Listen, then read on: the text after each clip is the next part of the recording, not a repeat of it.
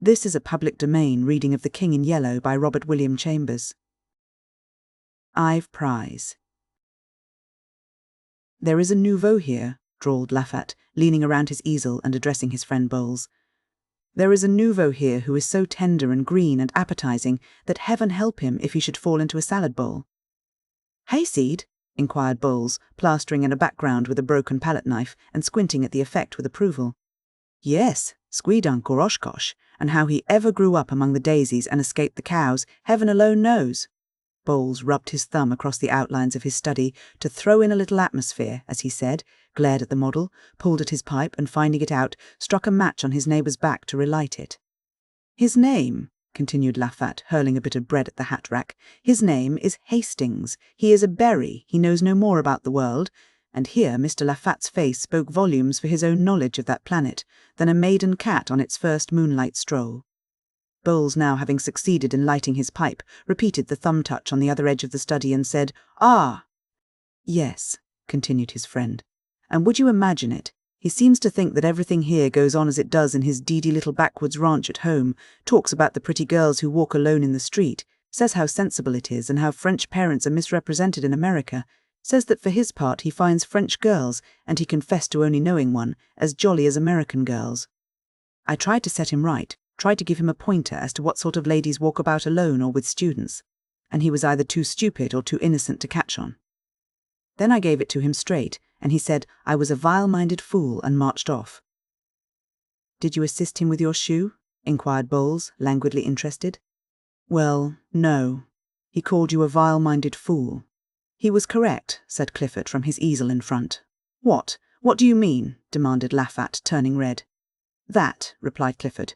"Who spoke to you?" "Is this your business?" sneered Bowles, but nearly lost his balance as Clifford swung about and eyed him. "Yes," he said slowly, "it's my business." No one spoke for some time. Then Clifford sang out, "I say, Hastings." And when Hastings left his easel and came around, he nodded toward the astonished Lafat. "This man has been disagreeable to you, and I want to tell you that any time you feel inclined to kick him, why, I will hold the other creature." Hastings, embarrassed, said, "Why no, I don't agree with his ideas, nothing more." Clifford said naturally, and slipping his arm through Hastings, strolled about with him and introduced him to several of his own friends, at which all the nouveaux opened their eyes with envy. And the studio were given to understand that Hastings, although prepared to do menial work as the latest nouveau, was already within the charmed circle of the old, respected and feared, the truly great. The rest finished, the model resumed his place, and work went on in a chorus of songs and yells and every ear-splitting noise which the art student utters when studying the beautiful. 5 o'clock struck, the model yawned, stretched and climbed into his trousers, and the noisy contents of 6 studios crowded through the hall and down into the street. 10 minutes later, Hastings found himself on top of a Montrouge tram, and shortly afterward was joined by Clifford. They climbed down at the Rue Gay-Lussac. "I always stop here," observed Clifford. "I like the walk through the Luxembourg." "By the way," said Hastings, "how can I call on you when I don't know where you live?" "Why, I live opposite you." "What? The studio in the garden where the almond trees are and the blackbirds exactly," said Clifford. "I'm with my friend Elliot." Hastings thought of the description of the 2 American artists which he had heard from Miss Susie Byng and looked blank. Clifford continued, "Perhaps you had better let me know when you think of coming so that I will be sure to be there," he ended rather lamely. "I shouldn't care to meet any of your model friends there," said Hastings, smiling. "You know, my ideas are rather straight-laced, I suppose you would say, puritanical. I shouldn't enjoy it and wouldn't know how to behave." "Oh, I understand," said Clifford, but added with great cordiality, "I'm sure we'll be friends, although you may not approve of me and my set, but you will like Seven and Selby because, well, they're like yourself, old chap." After a moment he continued, "There is something I want to speak about. You see, when I introduced you, last week, in the Luxembourg, to Valentine—" "Not a word," cried Hastings, smiling. "You must not tell me a word of her." "Why, no, not a word," he said gaily. "I insist. Promise me upon your honour you will not speak of her until I give you permission. Promise." "I promise," said Clifford, amazed. "She is a charming girl. We had such a delightful chat after you left, and I thank you for presenting me, but not another word about her until I give you permission." "Oh," murmured Clifford. "Remember your promise," he smiled, as he turned into his gateway. Clifford strolled across the street and, traversing the ivy-covered alley, entered his garden. He felt for his studio key, muttering, I wonder, but of course he doesn't." He entered the hallway and, fitting the key into the door, stood staring at the 2 cards tacked over the panels. Plussed 2, Foxhall Clifford, Plussed 2, Foxhall Clifford, Plussed 2, Plussed 2, Plussed 2, Richard Osborne Elliot, Plussed 2, Plussed 2. Why the devil doesn't he want me to speak of her? He opened the door and, discouraging the caresses of 2 brindle bulldogs, sank down on the sofa. Elliot sat smoking and sketching with a piece of charcoal by the window. "Hello," he said without looking around. Clifford gazed absently at the back of his head, murmuring, I'm afraid that man is too innocent." "I say, Elliot," he said at last, "Hastings. You know the chap that old Tabby Byram came around here to tell us about, the day you had to hide Colette in the armoire?" "Yes, what's up?" "Oh, nothing. He's a brick." "Yes," said Elliot without enthusiasm. "Don't you think so?" demanded Clifford. "Why, yes, but he's going to have a tough time when some of his illusions are dispelled. More shame to those who dispel 'em. Yes, wait until he comes to pay his call on us, unexpectedly, of course." Clifford looked virtuous and lighted a cigar. "I was just going to say," he observed, "that I have asked him not to come without letting us know, so I can postpone any orgy you may have intended." "Ah," cried Elliot indignantly, "I suppose you put it to him in that way?" "Not exactly," grinned Clifford.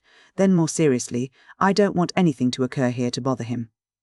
He's a brick, and it's a pity we can't be more like him."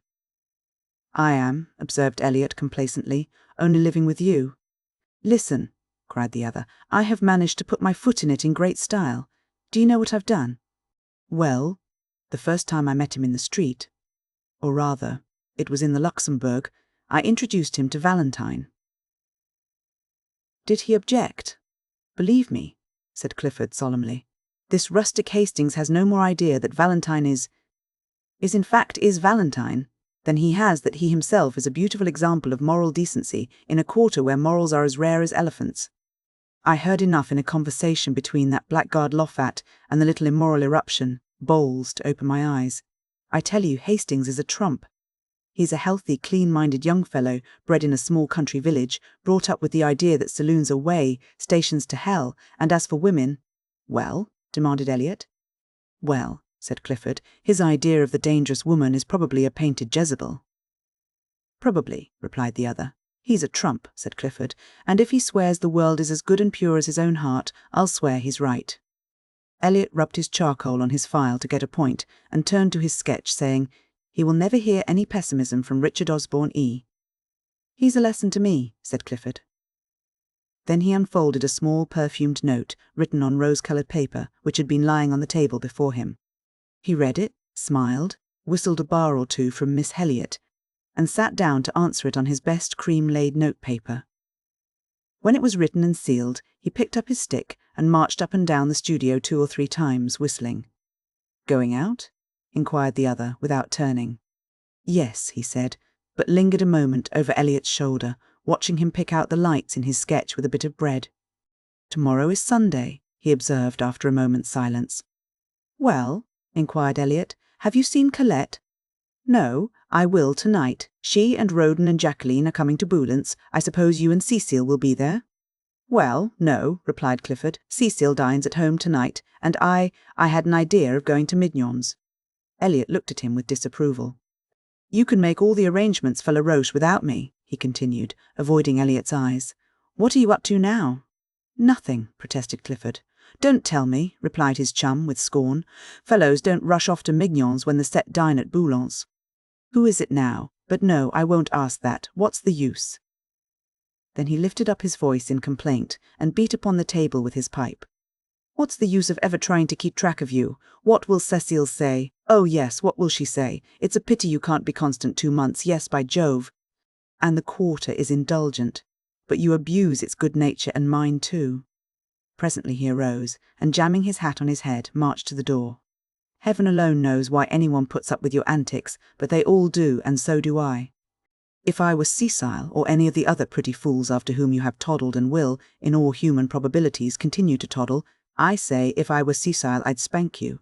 Now I'm going to Boulant's, and as usual I shall make excuses for you and arrange the affair, and I don't care a continental where you are going, but, by the skull of the studio skeleton, if you don't turn up tomorrow with your sketching kit under one arm and Cecile under the other, if you don't turn up in good shape, I'm done with you, and the rest can think what they please. Good night. Clifford said good night with as pleasant a smile as he could muster, and then sat down with his eyes on the door.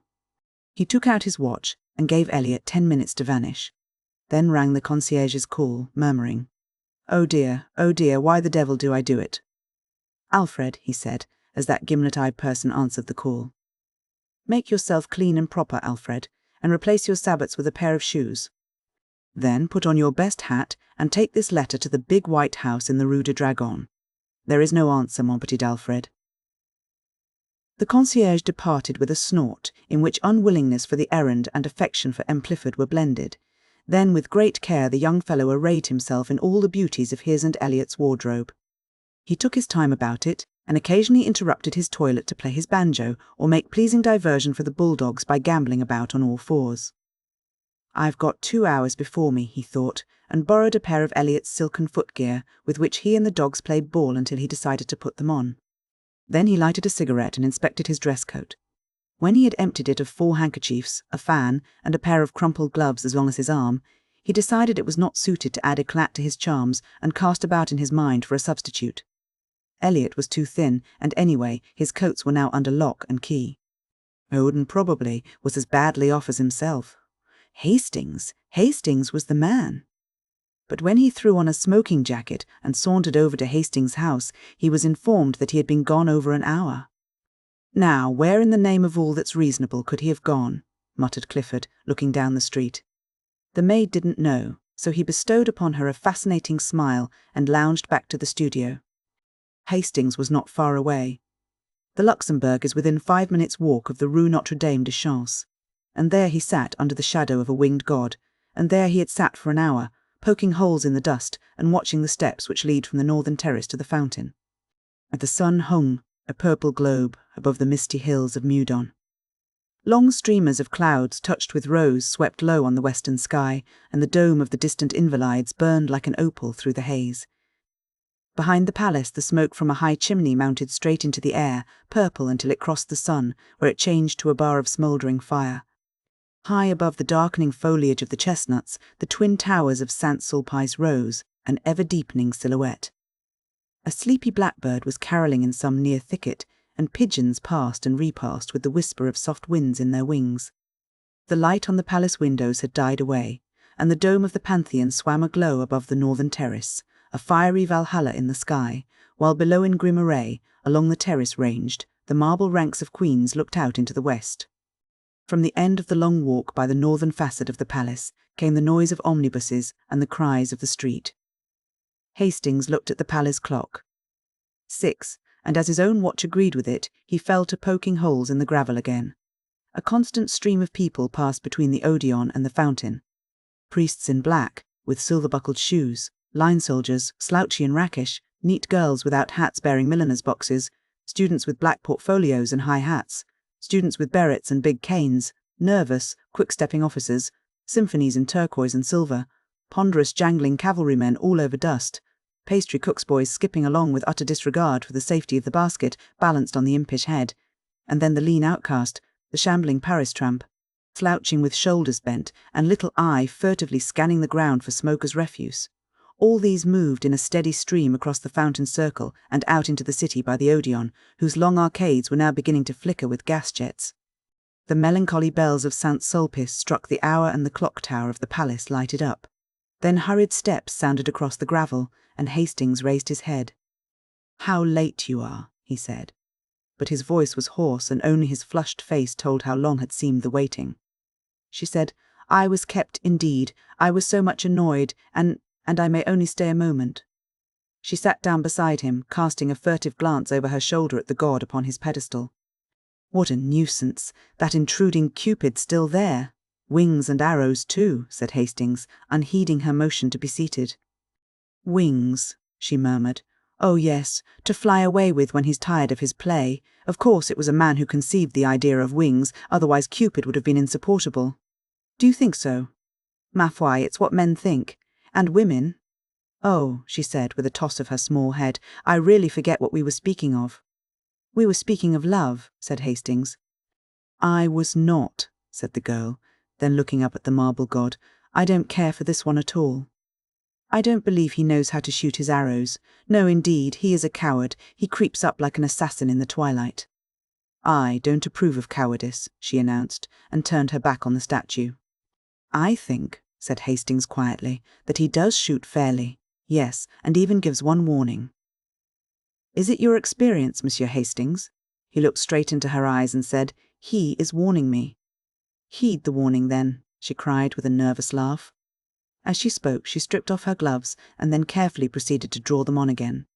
When this was accomplished, she glanced at the palace clock, saying, "Oh dear, how late it is," furled her umbrella, then unfurled it and finally looked at him. "No," he said, "I shall not heed his warning." "Oh dear," she sighed again, still talking about that tiresome statue. Then stealing a glance at his face, I suppose you are in love." "I don't know," he muttered. "I suppose I am." She raised her head with a quick gesture. "You seem delighted at the idea," she said, but bit her lip and trembled as his eyes met hers. Then sudden fear came over her, and she sprang up, staring into the gathering shadows. "Are you cold?" he said. But she only answered, oh dear, it is late, so late, I must go, good night." She gave him her gloved hand a moment, and then withdrew it with a start. "What is it?" he insisted. "Are you frightened?" She looked at him strangely. No, not frightened. You are very good to me." "By Jove," he burst out, "what do you mean by saying I'm good to you? That's at least the third time, and I don't understand." The sound of a drum from the guardhouse at the palace cut him short. "Listen," she whispered, "they are going to close." "It's late. Oh, so late." The rolling of the drum came nearer and nearer, and then the silhouette of the drummer cut the sky above the eastern terrace. The fading light lingered a moment on his belt and bayonet, then he passed into the shadows, drumming the echoes awake. And the roll became fainter along the eastern terrace, then grew and rattled with increasing sharpness when he passed the avenue by the Bronze Lion and turned down the western terrace walk. Louder and louder the drum sounded, and the echoes struck back the notes from the grey palace wall, and now the drummer loomed up before them. His red trousers a dull spot in the gathering gloom, the brass of his drum and bayonet touched with a pale spark, his epaulettes tossing on his shoulders. He passed, leaving the crash of the drum in their ears, and far into the alley of trees they saw his little tin cup shining on his haversack. Then the sentinels began the monotonous cry, "On firm! On firm!" and the bugle blew from the barracks in the Rue de Tournon. On firm, on firm. "Good night," she whispered. "I must return alone tonight." He watched her until she reached the northern terrace, and then sat down on the marble seat until a hand on his shoulder and a glimmer of bayonets warned him away. She passed on through the grove, and turning into the Rue de Medici, traversed it to the boulevard. At the corner, she bought a bunch of violets and walked on along the boulevard to the Rue des Écoles. A cab was drawn up before Boulan's, and a pretty girl aided by Elliot jumped out. "Valentine," cried the girl, "come with us." "I can't," she said, stopping a moment. "I have a rendezvous at Mignon's." "Not Victor?" cried the girl, laughing, but she passed with a little shiver, nodding good night, then turning into the boulevard Saint-Germain. She walked a tittle faster to escape a gay party sitting before the Café Cluny who called to her to join them. At the door of the restaurant Mignon stood a coal-black negro in buttons. He took off his peaked cap as she mounted the carpeted stairs. "Send Eugene to me," she said at the office, and passing through the hallway to the right of the dining room, stopped before a row of panelled doors. A waiter passed, and she repeated her demand for Eugene, who presently appeared, noiselessly skipping, and bowed, murmuring, "Madame, who is here?" "No one in the cabinets, madame. In the half Madame Madelon and Monsieur Gay, Monsieur de Clamart, Monsieur Clisson, Madame Marie and their set." Then he looked around and bowing again murmured, "Monsieur waits madame since half an hour," and he knocked at one of the panelled doors bearing the number 6. Clifford opened the door, and the girl entered. The garçon bowed her in, and whispering, "Will monsieur have the goodness to ring?" vanished. He helped her off with her jacket and took her hat and umbrella. When she was seated at the little table with Clifford opposite, she smiled and leaned forward on both elbows, looking him in the face. "What are you doing here?" she demanded. "Waiting," he replied, in accents of adoration. For an instant she turned and examined herself in the glass. The wide blue eyes, the curling hair, the straight nose and short curled lip flashed in the mirror an instant only, and then its depths reflected her pretty neck and back. "Thus do I turn my back on vanity," she said, and then leaning forward again, "What are you doing here?" "Waiting for you," repeated Clifford, slightly troubled. "And Cecile, now don't, Valentine." "Do you know," she said calmly, "I dislike your conduct." He was a little disconcerted, and rang for Eugene to cover his confusion. The soup was bisque, and the wine pommery, and the courses followed each other with the usual regularity until Eugene brought coffee, and there was nothing left on the table but a small silver lamp. "Valentine," said Clifford, after having obtained permission to smoke, "is it the vaudeville, or the El Dorado, or both, or the Nouveau Cirque, or—" "It is here," said Valentine. "Well," he said, greatly flattered, "I'm afraid I couldn't amuse you." "Oh, yes, you are funnier than the El Dorado. Now see here, don't guy me, Valentine. You always do, and you know what they say, a good laugh kills. What? Air, love, and all that." She laughed until her eyes were moist with tears. "Teens," she cried. "He is dead, then?" Clifford eyed her with growing alarm. "Do you know why I came?" she said. "No," he replied uneasily, "I don't." "How long have you made love to me?" "Well," he admitted, somewhat startled, "I should say for about a year." "It is a year, I think." "Are you not tired?" He did not answer. "Don't you know that I like you too well to ever fall in love with you?" she said. "Don't you know that we are too good comrades, too old friends for that?" "And were we not? Do you think that I do not know your history, Monsieur Clifford?" Don't be so sarcastic," he urged. "Don't be unkind, Valentine." "I'm not." I'm kind. I'm very kind, to you and to Cecile." "Cecile is tired of me." "I hope she is," said the girl, "for she deserves a better fate. Teens, do you know your reputation in the quarter? Of the inconstant, the most inconstant, utterly incorrigible, and no more serious than a gnat on a summer night." Poor Cecile. Clifford looked so uncomfortable that she spoke more kindly. "I like you, you know that. Everybody does. You are a spoiled child here. Everything is permitted you, and everyone makes allowance, but everyone cannot be a victim to caprice." "Caprice!" he cried. "By Jove, if the girls of the Latin Quarter are not capricious, never mind about that. You must not sit in judgment, you of all men. Why are you here tonight?" "Oh," she cried, "I will tell you why. Monsieur receives a little note, he sends a little answer, he dresses in his conquering raiment." "I don't," said Clifford, very red.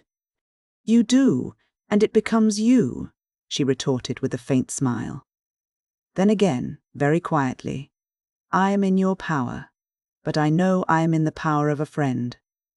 I have come to acknowledge it to you here, and it is because of that I am here to beg of you a favour." Clifford opened his eyes, but said nothing. "I am in great distress of mind. It is Monsieur Hastings." "Well," said Clifford, in some astonishment. "I want to ask you," she continued in a low voice, "I want to ask you to, in case you should speak of me before him, not to say, I shall not speak of you to him," he said quietly. Can you prevent others?" "I might if I was present." "May I ask why?" "That is not fair," she murmured. "You know how he considers me, as he considers every woman. You know how different he is from you and the rest. I have never seen a man, such a man as Monsieur Hastings." He let his cigarette go out unnoticed. "I am almost afraid of him, afraid he should know what we all are in the Quarter. Oh, I do not wish him to know. I do not wish him to turn from me, to cease from speaking to me as he does. You and the rest cannot know what it has been to me. I could not believe him. I could not believe he was so good and noble." I do not wish him to know so soon. He will find out. Sooner or later, he will find out for himself, and then he will turn away from me." "Why?" she cried passionately. "Why should he turn from me and not from you?" Clifford, much embarrassed, eyed his cigarette. The girl rose, very white. "He is your friend. You have a right to warn him." "He is my friend," he said at length. They looked at each other in silence. Then she cried, "By all that I hold to me most sacred, you need not warn him." "I shall trust your word," he said pleasantly. V. Dar. The month passed quickly for Hastings and left few definite impressions after it. It did leave some, however. One was a painful impression of meeting Mr. Bladen on the Boulevard des Capucines in company with a very pronounced young person whose laugh dismayed him. And when at last he escaped from the café where Mr. Bladen had hauled him to join them in a bock, he felt as if the whole boulevard was looking at him and judging him by his company. Later, an instinctive conviction regarding the young person with Mr. Bladen sent the hot blood into his cheek, and he returned to the pension in such a miserable state of mind that Miss Byng was alarmed and advised him to conquer his homesickness at once. Another impression was equally vivid. One Saturday morning, feeling lonely, his wanderings about the city brought him to the Gare Saint-Lazare. It was early for breakfast, but he entered the hotel terminus and took a table near the window. As he wheeled about to give his order, a man passing rapidly along the aisle collided with his head, and looking up to receive the expected apology, he was met instead by a slap on the shoulder and a hearty, "What the deuce are you doing here, old chap?" It was Roden, who seized him and told him to come along. So, mildly protesting, he was ushered into a private dining room where Clifford, rather red, jumped up from the table and welcomed him with a startled air which was softened by the unaffected glee of Rowden and the extreme courtesy of Eliot. The latter presented him to 3 bewitching girls who welcomed him so charmingly and seconded Rowden in his demand that Hastings should make one of the party, that he consented at once. How Eliot briefly outlined the projected excursion to La Roche, Hastings delightedly ate his omelette and returned the smiles of encouragement from Cecile and Colette and Jacqueline. Meantime Clifford, in a bland whisper, was telling Roden what an ass he was.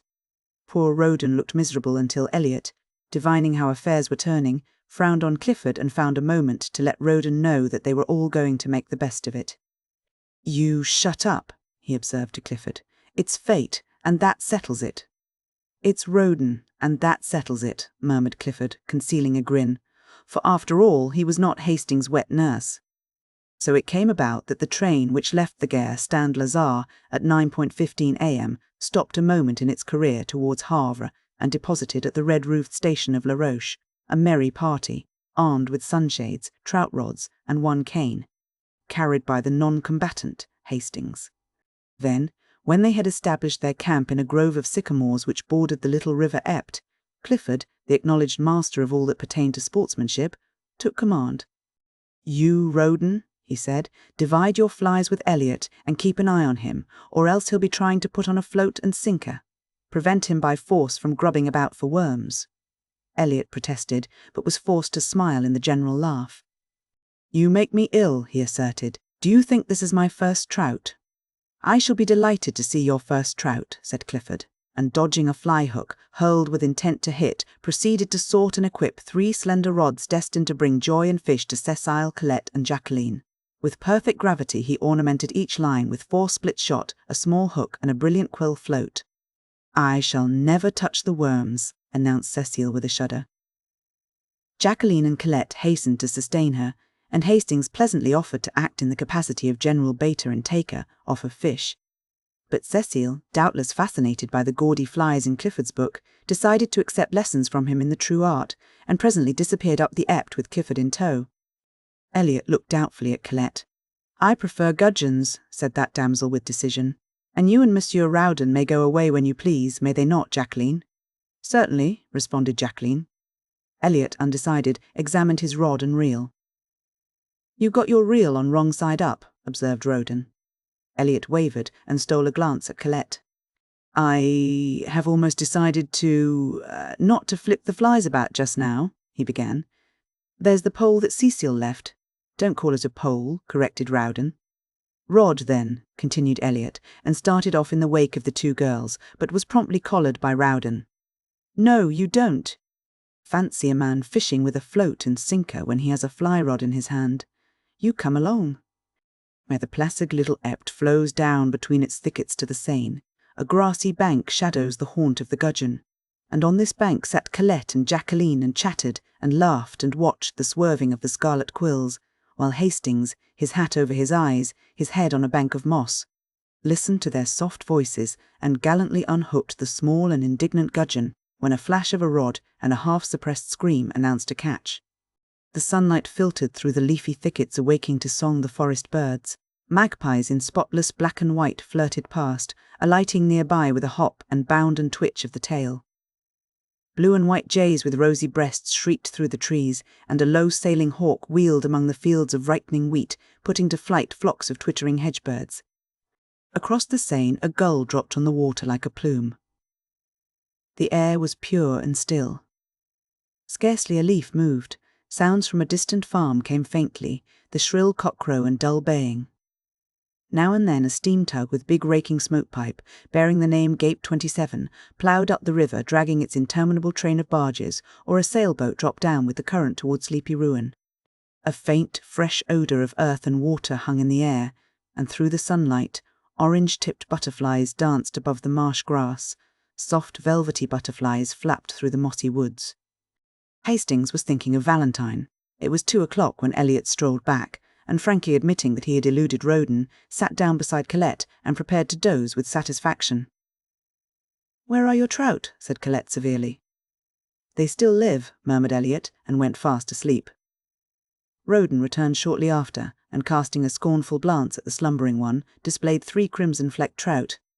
"And that," smiled Hastings lazily, "that is the holy end to which the faithful plod, the slaughter of these small fish with a bit of silk and feather."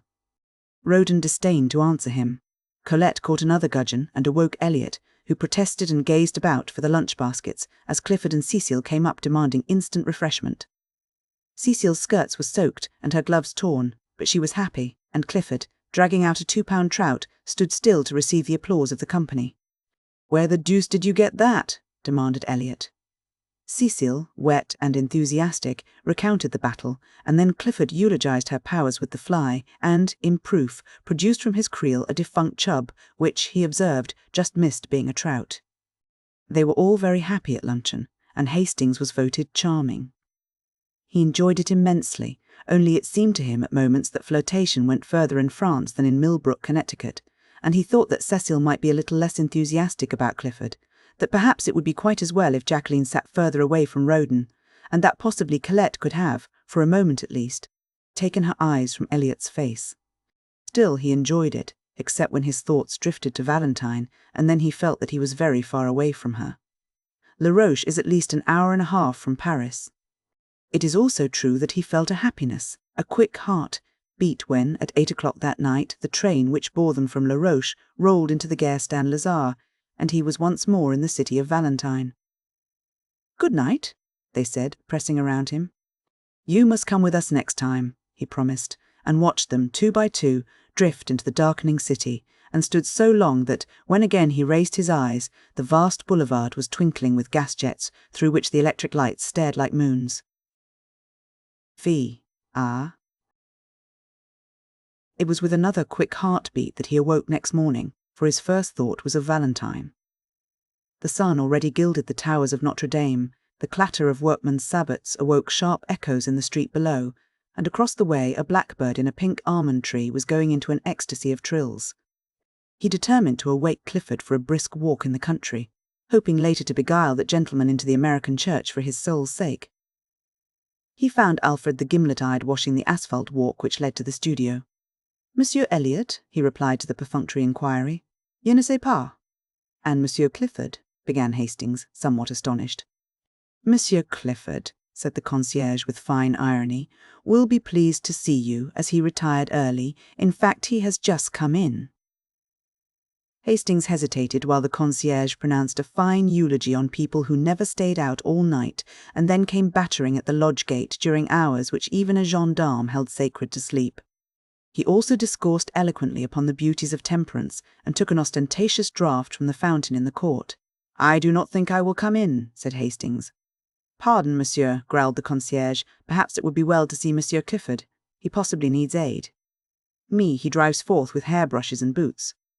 It is a mercy if he has not set fire to something with his candle. Hastings hesitated for an instant, but swallowing his dislike of such a mission, walked slowly through the ivy-covered alley and across the inner garden to the studio. He knocked. Perfect silence.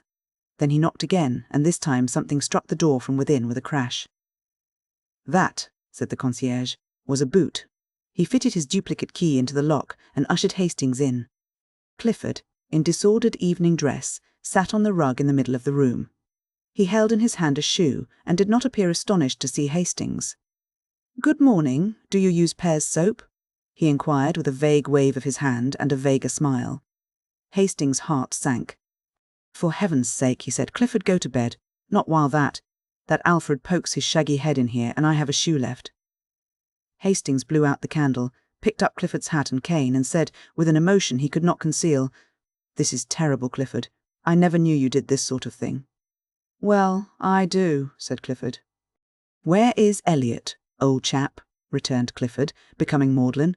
"Providence which feeds, sparrows and that sort of thing watcheth over the intemperate wanderer. Where is Elliot?" But Clifford only wagged his head and waved his arm about. "He's out there, somewhere about." Then suddenly, feeling a desire to see his missing chum, lifted up his voice and howled for him. Hastings, thoroughly shocked, sat down on the lounge without a word.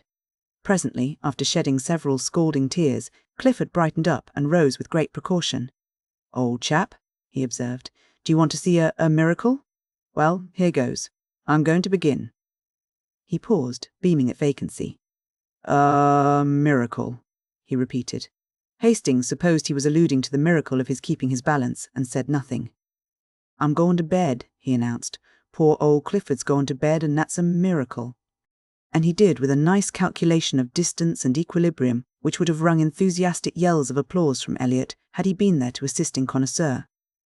But he was not. He had not yet reached the studio. He was on his way, however, and smiled with magnificent condescension on Hastings, who, half an hour later, found him reclining upon a bench in the Luxembourg.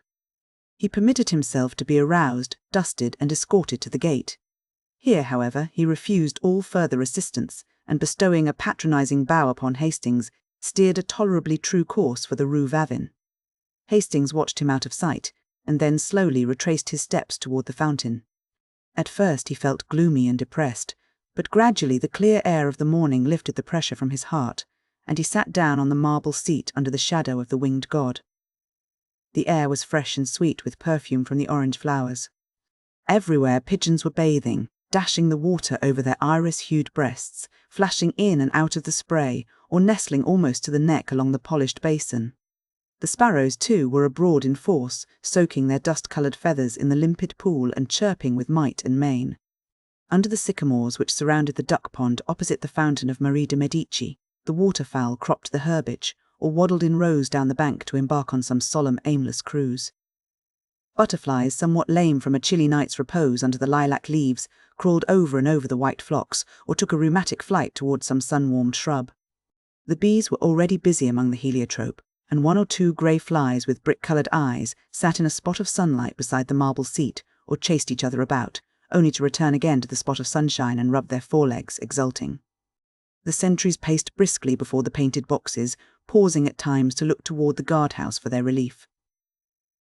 They came at last, with a shuffle of feet and click of bayonets. The word was passed, the relief fell out, and away they went, crunch, crunch, across the gravel. A mellow chime floated from the clock tower of the palace. The deep bell of Stain Sulpice echoed the stroke. Hastings sat dreaming in the shadow of the god, and while he mused somebody came and sat down beside him. At first he did not raise his head. It was only when she spoke that he sprang up. "You, at this hour?" I was restless. I could not sleep. Then in a low, happy voice, "And you?" "At this hour, I slept, but the sun awoke me." "I could not sleep," she said, and her eyes seemed for a moment touched with an indefinable shadow. Then, smiling, "I am so glad. I seemed to know you were coming. Don't laugh. I believe in dreams." "Did you really dream of my being here?" "I think I was awake when I dreamed it," she admitted. Then for a time they were mute, acknowledging by silence the happiness of being together. And after all their silence was eloquent, for faint smiles, and glances born of their thoughts, crossed and recrossed, until lips moved and words were formed, which seemed almost superfluous. What they said was not very profound. Perhaps the most valuable jewel that fell from Hastings' lips bore direct reference to breakfast. "I have not yet had my chocolate," she confessed, "but what a material man you are." "Valentine," he said impulsively, I do wish that you would, just for this once, give me the whole day, just for this once." "Oh dear," she smiled, "not only material, but selfish." "Not selfish, hungry," he said, looking at her. "A cannibal too, oh dear, will you, Valentine? But my chocolate, take it with me. But déjeuner, together, at St. Cloud. But I can't. Together, all day long, will you, Valentine?" She was silent, only for this once. Again that indefinable shadow fell across her eyes, and when it was gone she sighed.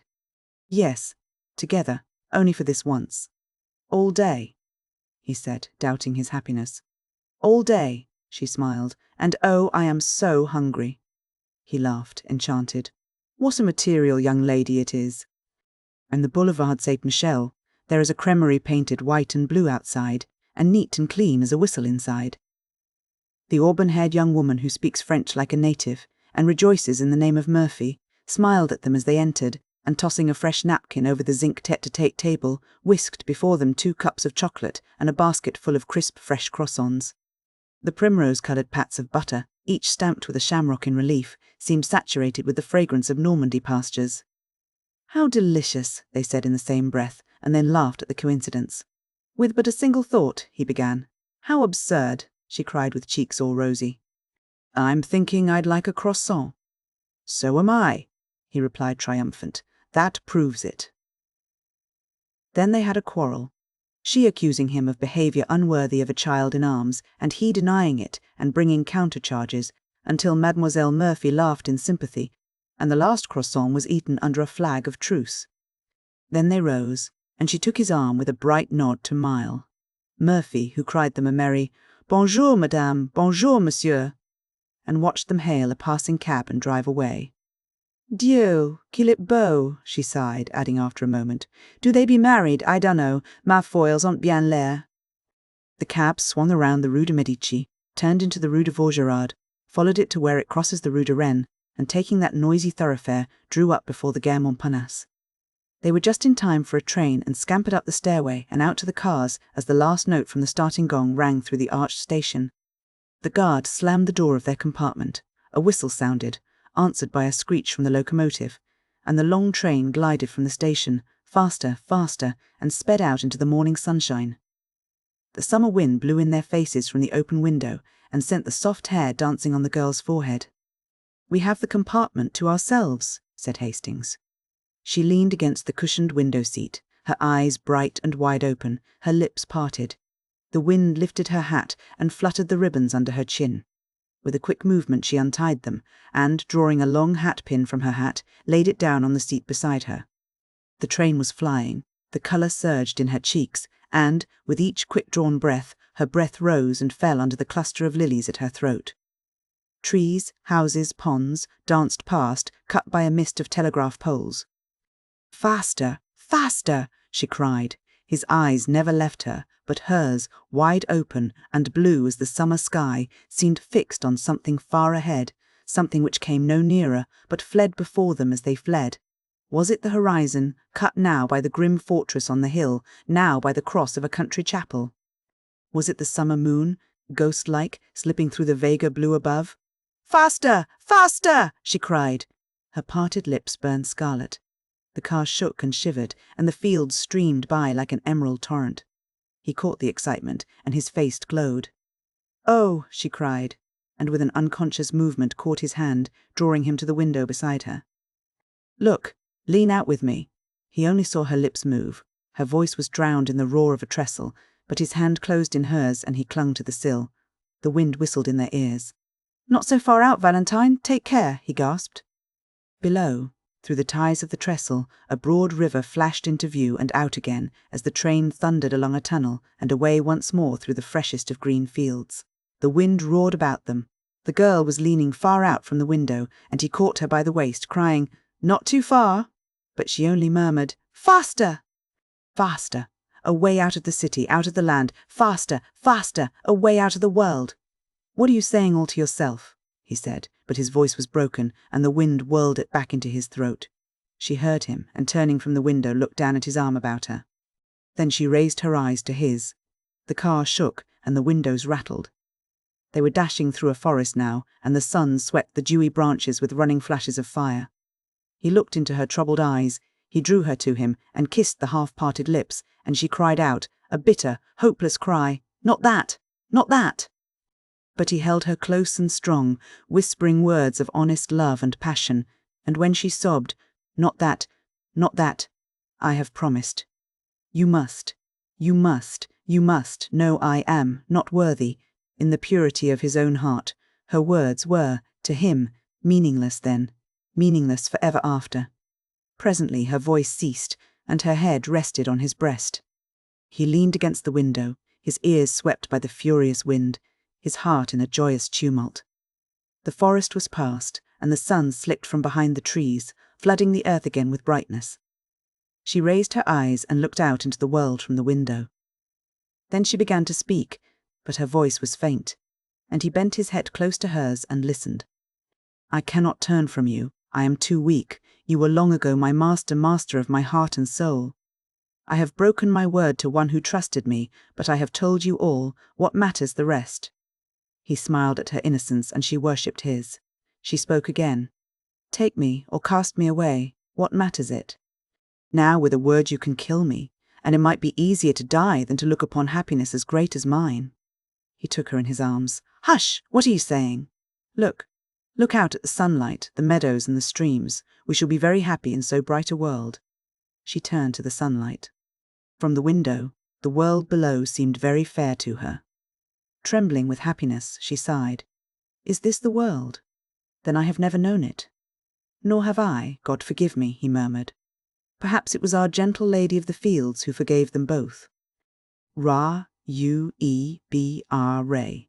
For let philosopher and doctor preach of what they will and what they will not, each is but one link in an eternal chain that none can slip, nor break, nor overreach. Crimson nor yellow roses, nor the savour of the mounting sea, are worth the perfume I adore that clings to thee. The languid-headed lilies tire, the changeless waters weary me. I ache with passionate desire of thine and thee. There are but these things in the world, thy mouth of fire, thy breasts, thy hands, thy hair upcurled, and my desire. One morning at Julian's, a student said to Selby, "That is Foxhall Clifford," pointing with his brushes at a young man who sat before an easel, doing nothing. Selby, shy and nervous, walked over and began, "My name is Selby. I have just arrived in Paris and bring a letter of introduction." His voice was lost in the crash of a falling easel, the owner of which promptly assaulted his neighbour, and for a time the noise of battle rolled through the studios of MMM, and Lefebvre, presently subsiding into a scuffle on the stairs outside. Selby, apprehensive as to his own reception in the studio, looked at Clifford, who sat serenely watching the fight. "It's a little noisy here," said Clifford, "but you will like the fellows when you know them." His unaffected manner delighted Selby. Then, with a simplicity that won his heart, he presented him to half a dozen students of as many nationalities. Some were cordial, all were polite. Even the majestic creature who held the position of massier, unbent enough to say, "My friend, when a man speaks French as well as you do, and is also a friend of Monsieur Clifford, he would have no trouble in this studio. You expect, of course, to fill the stove until the next new man comes? Of course. And you don't mind chaff?" "No," replied Selby, who hated it. Clifford, much amused, put on his hat, saying, "You must expect lots of it at first." Selby placed his own hat on his head and followed him to the door.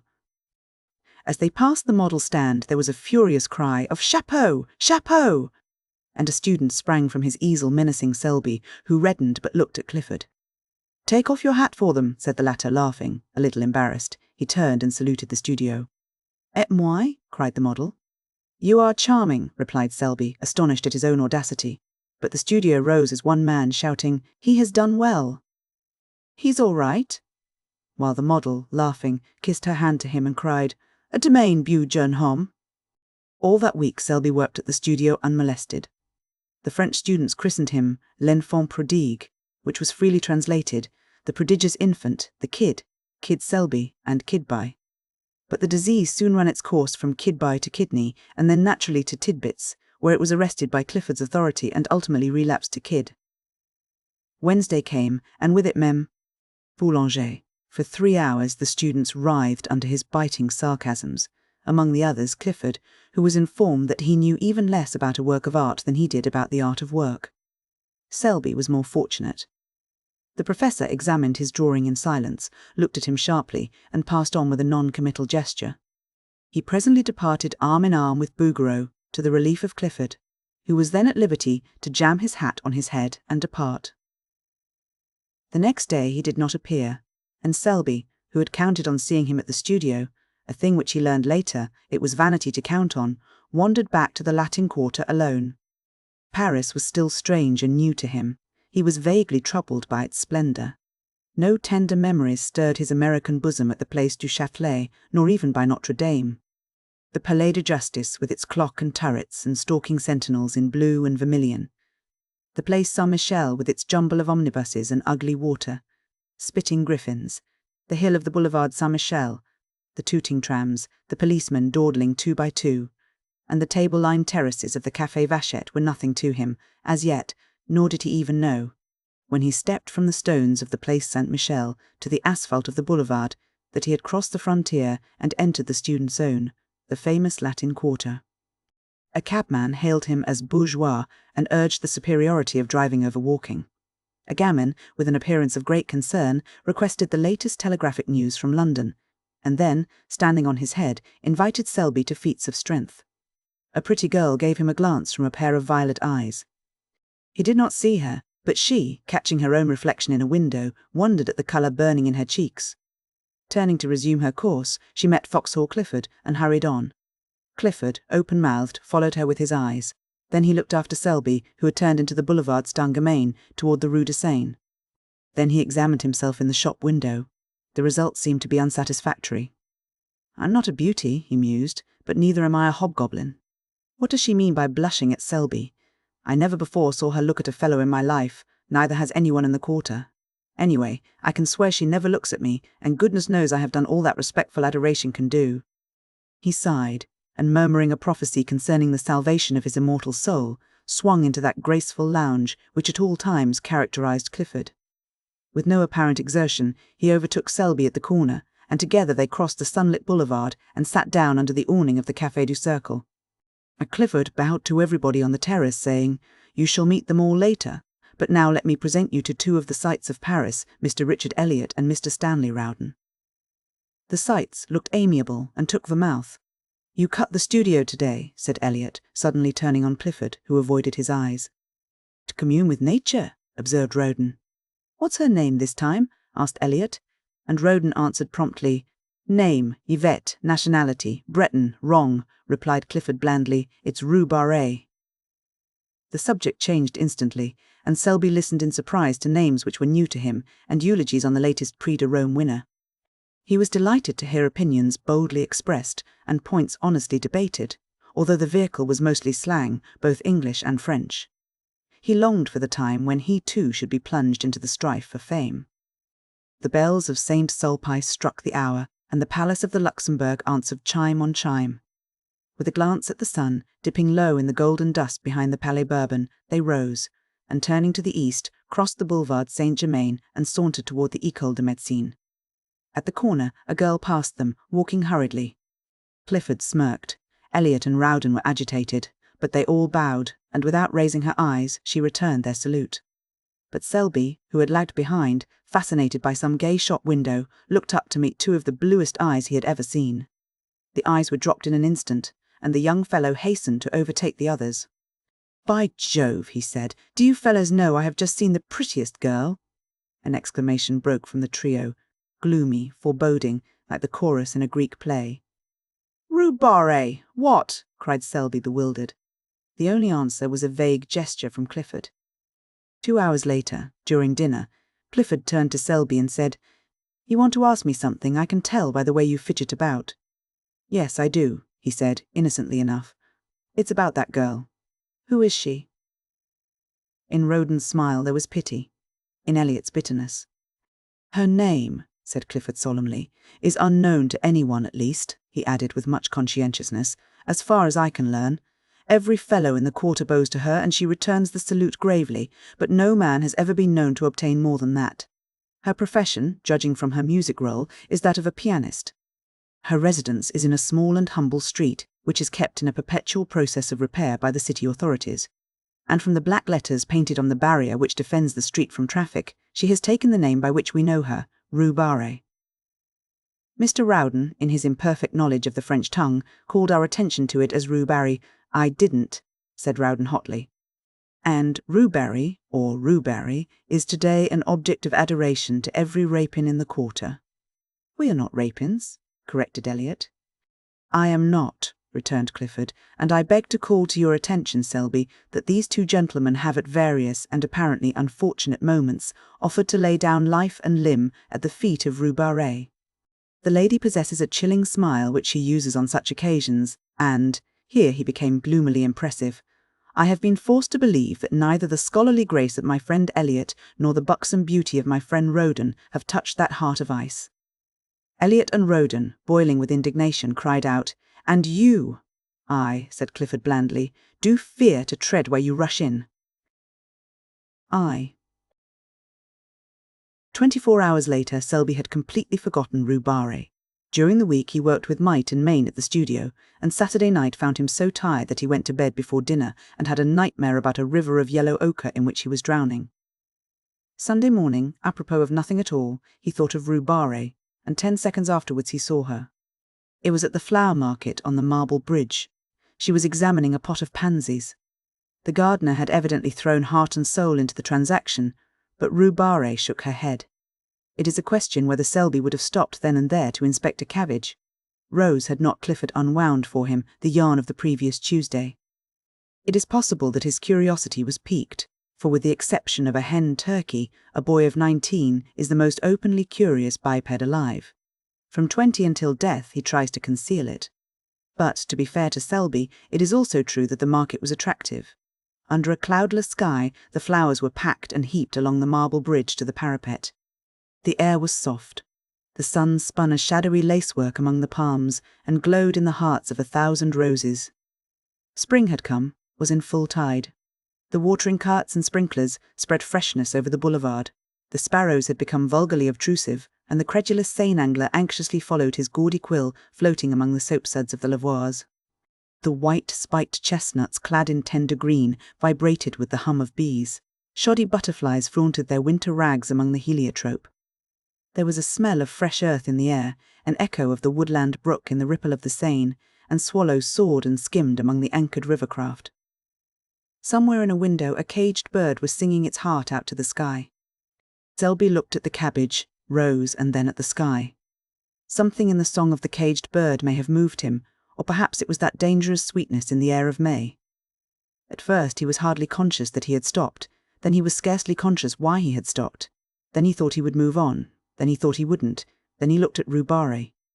The gardener said, "Mademoiselle, this is undoubtedly a fine pot of pansies." Rue Barré shook her head. The gardener smiled. She evidently did not want the pansies. She had bought many pots of pansies there, 2 or 3 every spring, and never argued. What did she want then? The pansies were evidently a feeler toward a more important transaction.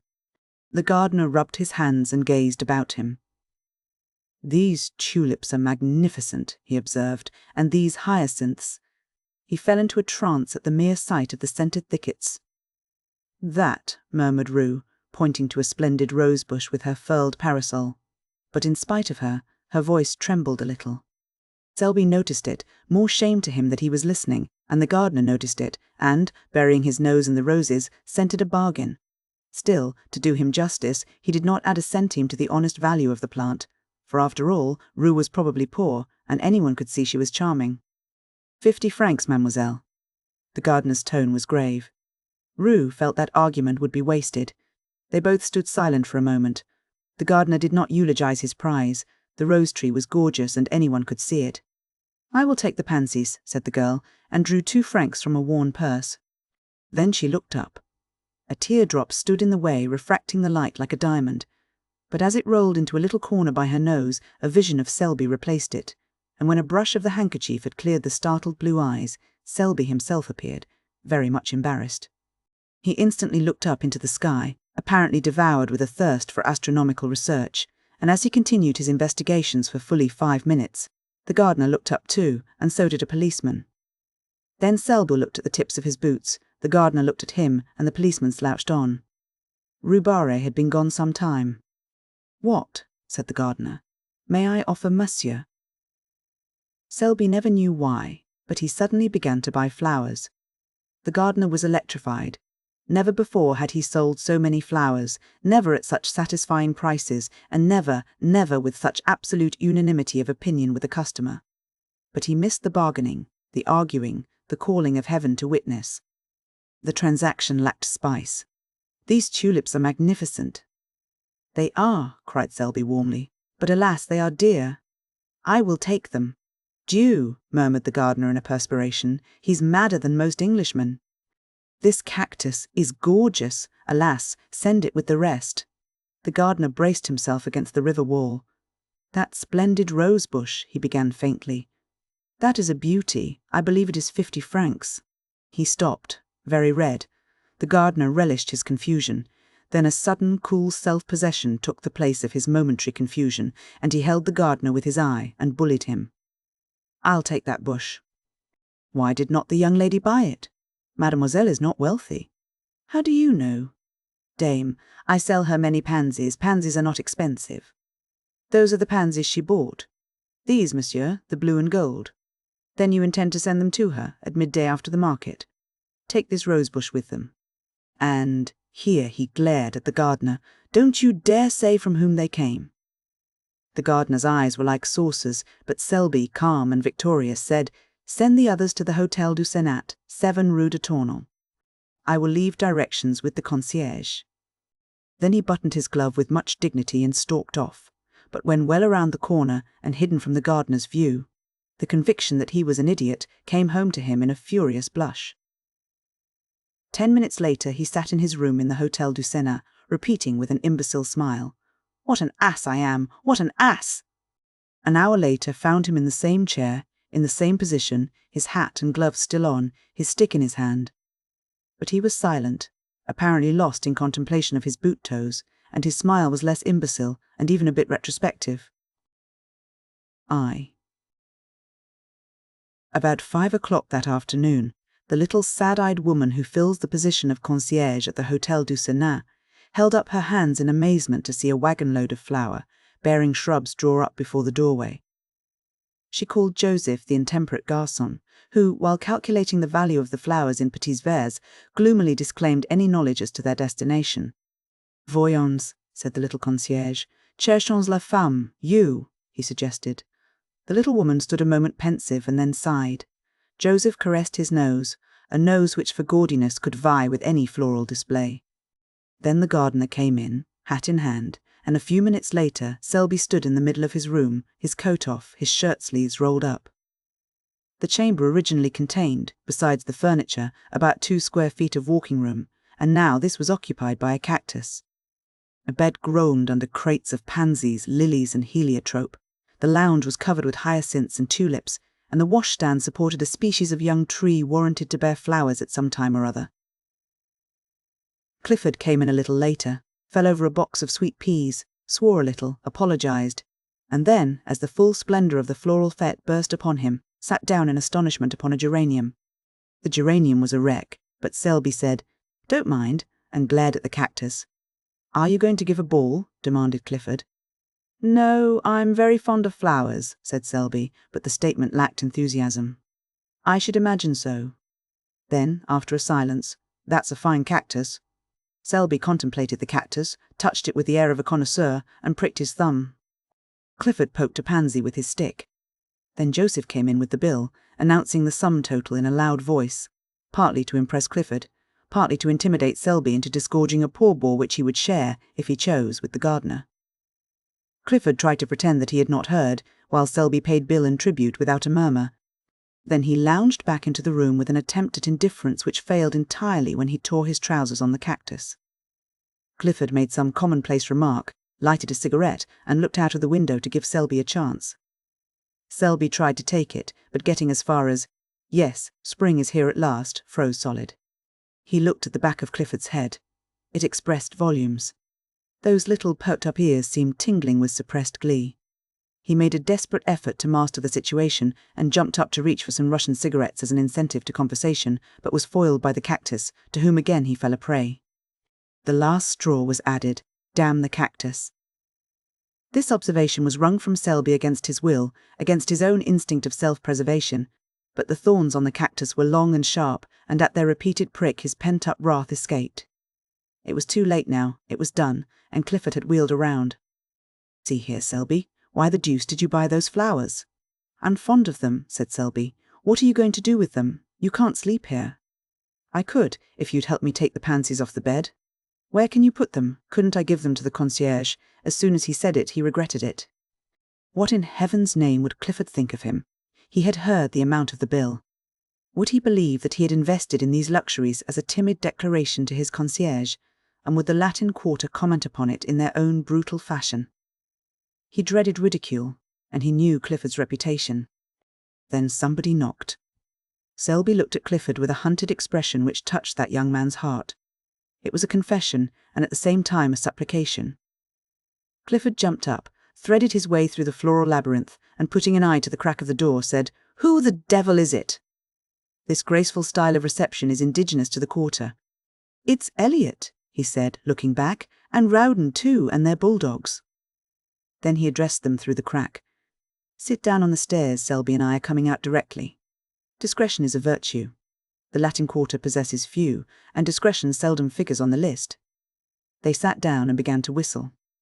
Presently Rowden called out, "I smell flowers. They feast within." "You ought to know Selby better than that," growled Clifford behind the door, while the other hurriedly exchanged his torn trousers for others. "We know Selby," said Elliot with emphasis. "Yes," said Rowden. "He gives receptions with floral decorations and invites Clifford while we sit on the stairs." "Yes, while the youth and beauty of the Quarter revel," suggested Rowden. Then, with sudden misgiving, "Is Odette there?" "See here," demanded Elliot, "is Colette there?" Then he raised his voice in a plaintive howl. "Are you there, Colette, while I'm kicking my heels on these tiles?" "Clifford is capable of anything," said Rowden. "His nature is soured since Rue Barré sat on him." Elliot raised his voice. "I say, you fellows, we saw some flowers carried into Rue Barré's house at noon." "Posies and roses," specified Rowden. "Probably for her," added Elliot, caressing his bulldog. Clifford turned with sudden suspicion upon Selby. The latter hummed a tune, selected a pair of gloves, and, choosing a dozen cigarettes, placed them in a case. Then, walking over to the cactus, he deliberately detached a blossom, drew it through his buttonhole, and picking up hat and stick, smiled upon Clifford, at which the latter was mightily troubled. Ives. Monday morning at Julian's, students fought for places. Students with prior claims drove away others who had been anxiously squatting on coveted tabourets since the door was opened in hopes of appropriating them at roll call.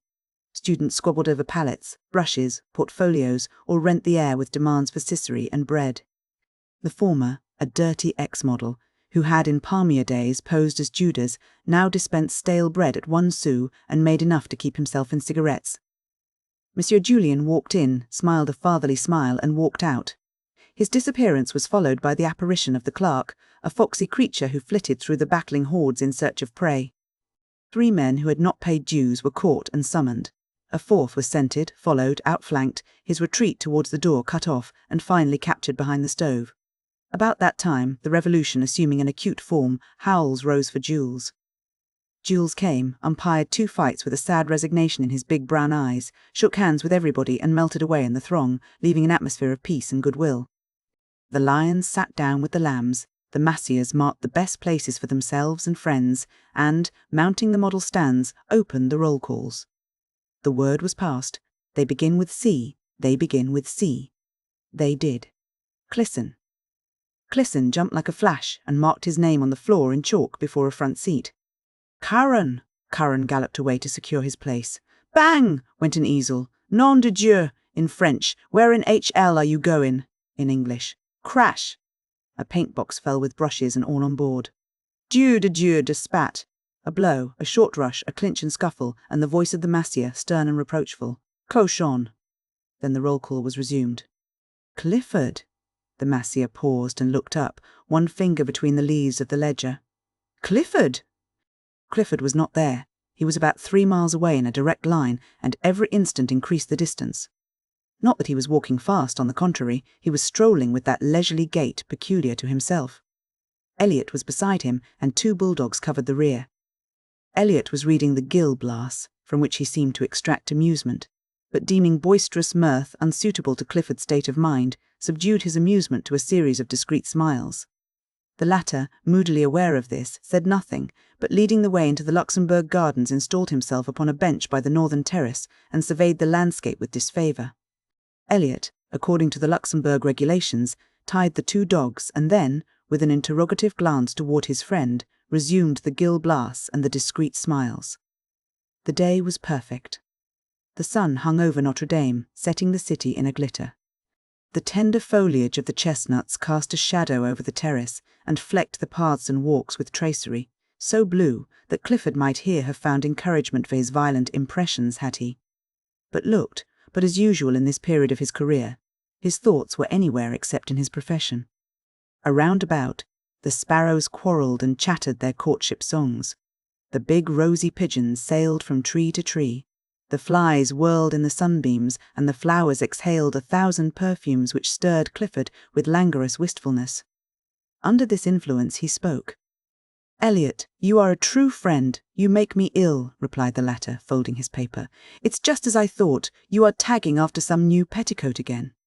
And," he continued wrathfully, "if this is what you've kept me away from Julian's for, if it's to fill me up with the perfections of some little idiot—" "Not idiot," remonstrated Clifford gently. "See here," cried Elliot, "have you the nerve to try to tell me that you are in love again?" "Again?" "Yes, again and again and again and again, and, by George, have you?" "This," observed Clifford sadly, "is serious." For a moment Elliot would have laid hands on him, then he laughed from sheer helplessness. "Oh, go on, let's see, there's Clemence and Marie Tellick, and Cosette and Fifine, Colette Marie Verdier, all of whom are charming, most charming, but I never was serious. So help me, Moses," said Elliot, solemnly. "Each and every one of those named have separately, and in turn torn your heart with anguish, and have also made me lose my place at Julian's in this same manner, each and every one. Separately, and in turn. Do you deny it? What you say may be founded on facts, in a way, but give me the credit of being faithful to one at a time, until the next came along. But this is really very different. Elliot, believe me, I am all broken up." Then, there being nothing else to do, Elliot gnashed his teeth and listened. It's Rue Barré." "Well," observed Elliot with scorn, "if you are moping and moaning over that girl, the girl who has given you and myself every reason to wish that the ground would open and engulf us, well, go on." "I'm going on, I don't care. Timidity has fled. Yes, your native timidity." "I'm desperate, Elliot." "Am I in love? Never, never did I feel so d*n miserable. I can't sleep, honestly. I'm incapable of eating properly." Same symptoms noticed in the case of Colette. "Listen, will you? Hold on a moment. I know the rest by heart. Now let me ask you something. Is it your belief that Rue Barré is a pure girl?" "Yes," said Clifford, turning red. "Do you love her? Not as you dangle and tiptoe after every pretty inanity, I mean. Do you honestly love her?" "Yes," said the other doggedly. "I would. Hold on a moment. Would you marry her?" Clifford turned scarlet. "Yes," he muttered. "Pleasant news for your family," growled Elliot in suppressed fury. "Dear father, I have just married a charming grisette, whom I'm sure you'll welcome with open arms, in company with her mother, a most estimable and cleanly washed lady." "Good heavens! This seems to have gone a little further than the rest. Thank your stars, young man, that my head is level enough for us both. Still, in this case I have no fear. Rue Barré sat on your aspirations in a manner unmistakably final." "Rue Barré," began Clifford, drawing himself up, but he suddenly ceased, for there, where the dappled sunlight glowed in spots of gold along the sun-flecked path, tripped Rue Barré. Her gown was spotless, and her big straw hat, tipped a little from the white forehead, threw a shadow across her eyes. Elliot stood up and bowed. Clifford removed his head, covering with an air so plaintive, so appealing, so utterly humble, that Rue Barré smiled. The smile was delicious. and when Clifford, incapable of sustaining himself on his legs from sheer astonishment, toppled slightly, she smiled again in spite of herself. A few moments later she took a chair on the terrace, and drawing a book from her music roll, turned the pages, found the place, and then placing it open downwards in her lap, sighed a little, smiled a little, and looked out over the city. She had entirely forgotten Foxhall Clifford. After a while she took up her book again, but instead of reading began to adjust a rose in her corsage. The rose was big and red. It glowed like fire there over her heart, and like fire it warmed her heart, now fluttering under the silken petals.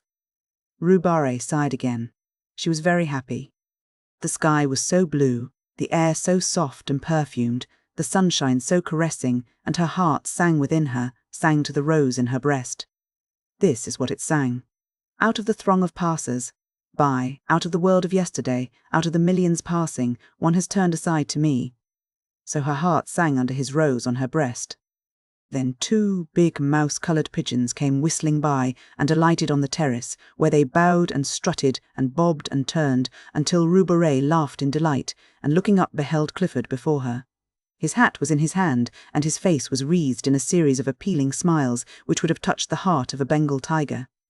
For an instant Rue Barré frowned, then she looked curiously at Clifford.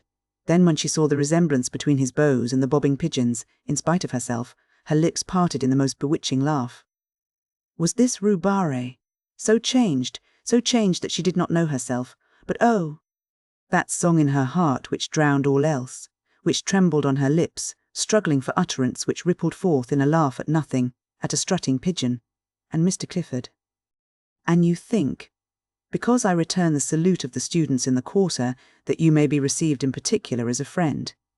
I do not know you, monsieur, but vanity is man's other name. Be content, Monsieur Vanity. I shall be punctilious, oh, most punctilious in returning your salute. But I implore you to let me render you that homage which has so long— Oh dear, I don't care for homage. Let me only be permitted to speak to you now and then, occasionally, very occasionally. And if you— Why not another?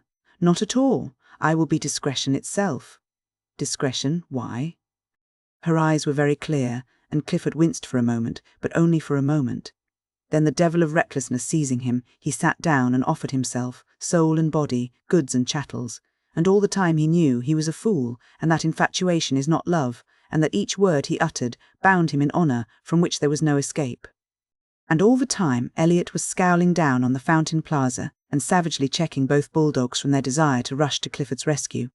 For even they felt there was something wrong, as Elliot stormed within himself and growled maledictions. When Clifford finished, he finished in a glow of excitement, but Rue Barré's response was long in coming, and his ardour cooled while the situation slowly assumed its just proportions. Then regret began to creep in, but he put that aside and broke out again in protestations. At the first word, Rue Barré checked him. I thank you, she said, speaking very gravely. No man has ever before offered me marriage. She turned and looked out over the city. After a while she spoke again. You offer me a great deal. I am alone. I have nothing. I am nothing. She turned again and looked at Paris, brilliant, fair, in the sunshine of a perfect day. He followed her eyes. Oh, she murmured, it is hard to work always alone with never a friend you can have in honour, and the love that is offered means the streets, the boulevard, when passion is dead. I know it. We know it. We others who have nothing, have no one, and who give ourselves unquestioning. When we love, yes, unquestioning, heart and soul, knowing the end. She touched the rose at her breast. For a moment she seemed to forget him, then quietly. I thank you. I am very grateful. She opened the book and, plucking a petal from the rose, dropped it between the leaves. Then, looking up, she said gently, I cannot accept fee, any. It took Clifford a month to entirely recover, although at the end of the first week he was pronounced convalescent by Elliot, who was an authority, and his convalescence was aided by the cordiality with which Rue Barré acknowledged his solemn salutes. 40 times a day he blessed Rue Barré for her refusal, and thanked his lucky stars, and at the same time, oh, wondrous heart of ours! He suffered the tortures of the blighted.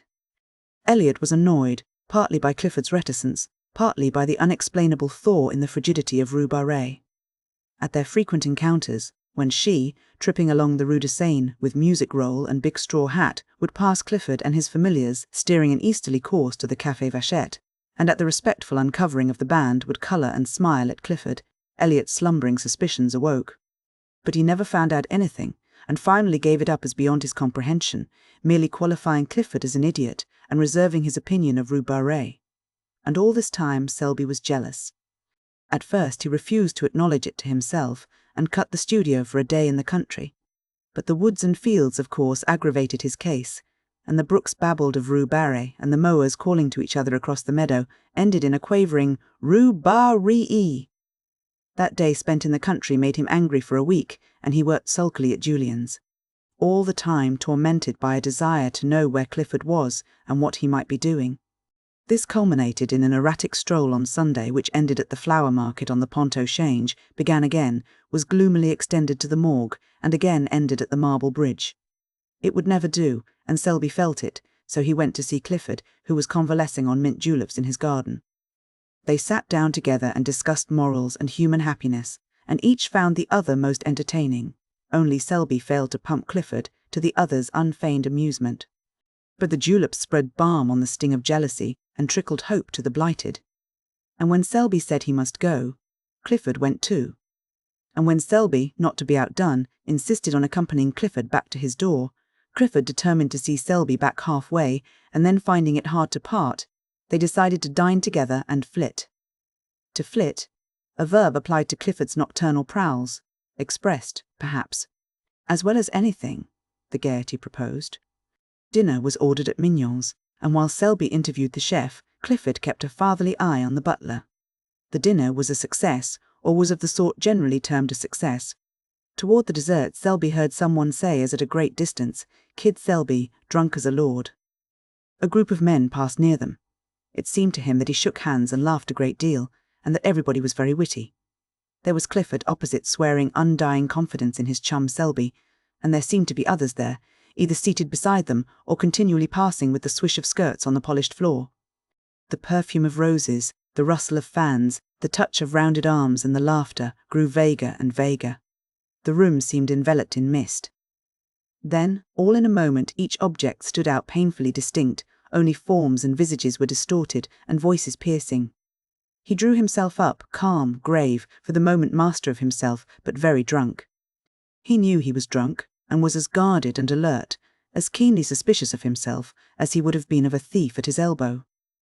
His self-command enabled Clifford to hold his head safely under some running water, and repair to the street considerably the worse for wear, but never suspecting that his companion was drunk. For a time he kept his self-command. His face was only a bit paler, a bit tighter than usual. He was only a trifle slower and more fastidious in his speech. It was midnight when he left Clifford, peacefully slumbering in somebody's armchair, with a long Swede glove dangling in his hand, and a plumy boa twisted about his neck to protect his throat from draughts. He walked through the hall and down the stairs, and found himself on the sidewalk in a quarter he did not know. Mechanically he looked up at the name of the street. The name was not familiar. He turned and steered his course towards some lights clustered at the end of the street. They proved farther away than he had anticipated, and after a long quest he came to the conclusion that his eyes had been mysteriously removed from their proper places and had been reset on either side of his head like those of a bird. It grieved him to think of the inconvenience this transformation might occasion him, and he attempted to cock up his head, hen-like, to test the mobility of his neck. Then an immense despair stole over him. Tears gathered in the tear, ducts, his heart melted, and he collided with a tree. This shocked him into comprehension. He stifled the violent tenderness in his breast, picked up his hat and moved on more briskly. His mouth was white and drawn, his teeth tightly clinched. He held his course pretty well and strayed but little, and after an apparently interminable length of time found himself passing a line of cabs.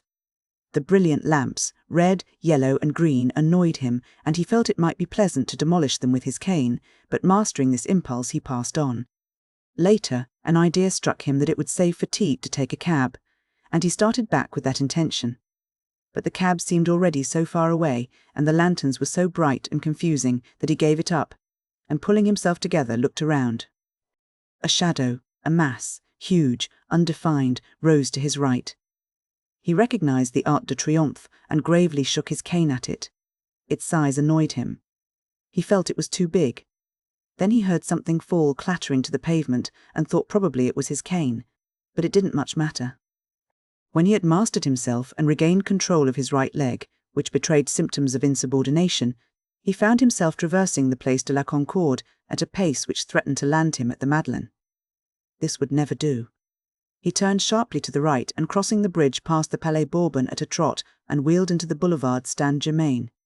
He got on well enough, although the size of the War Office struck him as a personal insult, and he missed his cane, which it would have been pleasant to drag along the iron railings as he passed. It occurred to him, however, to substitute his hat, but when he found it, he forgot what he wanted it for and replaced it upon his head with gravity. Then he was obliged to battle with a violent inclination to sit down and weep. This lasted until he came to the Rue de Rennes, but there he became absorbed in contemplating the dragon on the balcony overhanging the Cour du Dragon, and time slipped away until he remembered vaguely that he had no business there and marched off again. It was slow work. The inclination to sit down and weep had given place to a desire for solitary and deep reflection. Here his right leg forgot its obedience and, attacking the left, outflanked it and brought him up against a wooden board which seemed to bar his path. He tried to walk around it but found the street closed. He tried to push it over and found he couldn't. Then he noticed a red lantern standing on a pile of paving stones inside the barrier. This was pleasant. How was he to get home if the boulevard was blocked? But he was not on the boulevard. His treacherous right leg had beguiled him into a detour, for there, behind him, lay the boulevard with its endless line of lamps, and here, what was this narrow, dilapidated street, piled up with earth and mortar and heaps of stone? He looked up. Written in staring black letters on the barrier was, R-U-E-B-R-E. He sat down. 2 policemen whom he knew came by and advised him to get up, but he argued the question from a standpoint of personal taste, and they passed on, laughing. For he was at that moment absorbed in a problem. It was how to see Rue Barrée. She was somewhere or other in that big house with the iron balconies, and the door was locked, but what of that? The simple idea struck him to shout until she came. This idea was replaced by another equally lucid, to hammer on the door until she came. But finally rejecting both of these as too uncertain, he decided to climb into the balcony and, opening a window, politely inquire for Rue Barrée.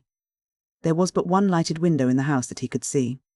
It was on the 2nd floor, and toward this he cast his eyes. Then, mounting the wooden barrier and clambering over the piles of stones, he reached the sidewalk and looked up at the facade for a foothold. It seemed impossible. But a sudden fury seized him, a blind, drunken obstinacy, and the blood rushed to his head, leaping, beating in his ears like the dull thunder of an ocean. He set his teeth, and springing at a window-sill, dragged himself up and hung to the iron bars. Then reason fled. There surged in his brain the sound of many voices. His heart leaped up, beating a mad tattoo, and gripping at cornice and ledge, he worked his way along the façade, clung to pipes and shutters, and dragged himself up, over and into the balcony by the lighted window. His hat fell off and rolled against the pane. For a moment he leaned breathless against the railing. Then the window was slowly opened from within. They stared at each other for some time. Presently the girl took 2 unsteady steps back into the room. He saw her face, all crimsoned now. He saw her sink into a chair by the lamplit table, and without a word he followed her into the room, closing the big door, like panes behind him. Then they looked at each other in silence. The room was small and white. Everything was white about it. The curtained bed, the little wash-stand in the corner, the bare walls, the china lamp, and his own face, had he known it. But the face and neck of Rue were surging in the colour that dyed the blossoming rose-tree there on the hearth beside her. It did not occur to him to speak. She seemed not to expect it. His mind was struggling with the impressions of the room. The whiteness, the extreme purity of everything occupied him, began to trouble him. As his eye became accustomed to the light, other objects grew from the surroundings and took their places in the circle of lamplight. There was a piano and a coal scuttle, and a little iron trunk, and a bathtub. Then there was a row of wooden pegs against the door, with a white chintz curtain covering the clothes underneath. On the bed lay an umbrella and a big straw hat, and on the table a music roll unfurled, an inkstand, and sheets of ruled paper. Behind him stood a wardrobe faced with a mirror, but somehow he did not care to see his own face just then. He was sobering. The girl sat looking at him without a word. Her face was expressionless, yet the lips at times trembled almost imperceptibly. Her eyes, so wonderfully blue in the daylight, seemed dark and soft as velvet, and the colour on her neck deepened and whitened with every breath. She seemed smaller and more slender than when he had seen her in the street, and there was now something in the curve of her cheek almost infantine. When at last he turned and caught his own reflection in the mirror behind him, a shock passed through him as though he had seen a shameful thing, and his clouded mind and his clouded thoughts grew clearer. For a moment their eyes met, then his sought the floor, his lips tightened, and the struggle within him bowed his head and strained every nerve to the breaking. And now it was over, for the voice within had spoken. He listened, dully interested, but already knowing the end. Indeed, it little mattered. The end would always be the same for him. He understood now, always the same for him, and he listened, dully interested, to a voice which grew within him. After a while he stood up, and she rose at once, one small hand resting on the table. Presently he opened the window, picked up his hat, and shut it again. Then he went over to the rosebush and touched the blossoms with his face. One was standing in a glass of water on the table, and mechanically the girl drew it out, pressed it with her lips, and laid it on the table beside him. He took it without a word, and crossing the room, opened the door. The landing was dark and silent, but the girl lifted the lamp and, gliding past him, slipped down the polished stairs to the hallway. Then, unchaining the bolts, she drew open the iron wicket. Through this he passed with his rose.